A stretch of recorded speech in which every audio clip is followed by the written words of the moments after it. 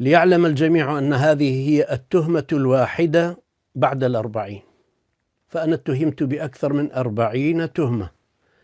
ودخلت المحاكم النرويجية 62 مرة، وبعض المرات كانت تطول أيام المحاكم أكثر من 40 يوما،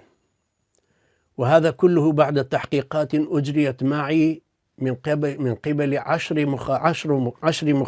مخابرات دولية. الأمريكان مرتين، والألمانيون مرتين،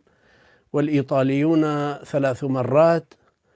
والهولنديون والسويسريون والنرويجيون كان كالدوام الرسمي، كنت كالموظف لديهم، كل يوم أذهب من 9 وأرجع حوالي 4،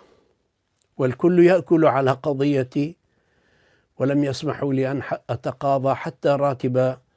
أو أجور أو أتعاب المقالات التي كنت أكتبها للجزيرة نت. قالوا لا يحق لك أن يكون لك مكسب مادي في بلادنا، وجردوني من كل حقوق،